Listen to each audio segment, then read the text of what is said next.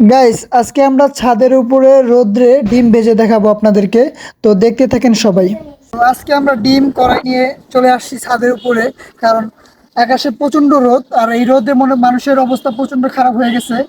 আর এই রোদ যে কত ভয়ানক আর কত ভয়ঙ্কর, তো এটা দেখানোর জন্য আজকে আমরা এই রোদের মধ্যে ডিম ভেজে আপনাদেরকে দেখাবো। আসলে ডিমটা কি গরম হয় কি হয় না, তো আপনারা দেখতে থাকেন ভিডিওটা। তো আমরা কিছুক্ষণের জন্য আমরা রোদে এটা রাখবো যাতে এটা গরম হয়, গরম হওয়ার পর আমরা ডিমটা ছেড়ে দিব, দেখি ডিমটা হয় কিনা 10 মিনিটের জন্য। তো আমরা এখানে রাখি ডিমটা, ঠিক আছে। তো এটা গরম হোক, 10 মিনিটের মতো এটা গরম হবে। গরম হওয়ার পরে তারপর আমরা তেল দিয়ে ডিম এখানে ছেড়ে দিব, দেখি ডিমটা হয় কিনা। তো সাথে থাকেন আমাদের। গাইস, 10 মিনিট পরে আমরা চলে আসলাম আবারও। মোটামুটি অনেক মনে হচ্ছে অনেক ভালোই গরম হয়ে গেছে এটা। তো আমরা এখন ডিমটা ছেড়ে দিব এখানে। তার আগে হচ্ছে আমরা এখানে তেল দিই। তো তেল দিয়ে একটু হালকা নেড়ে নিলাম।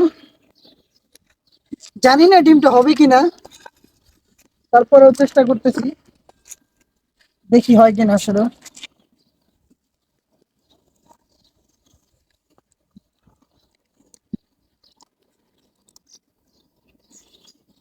তো ডিমটা দিয়ে দিলাম, দেখতেই পাচ্ছেন গরমে কিন্তু ডিমটা অলমোস্ট হয়ে গেছে, অলমোস্ট পোস্ট হয়ে গেছে।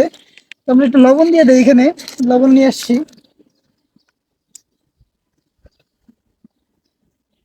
এই ডিমটা কি তুমি খাবা? কেন খাবা না কেন? খাবা?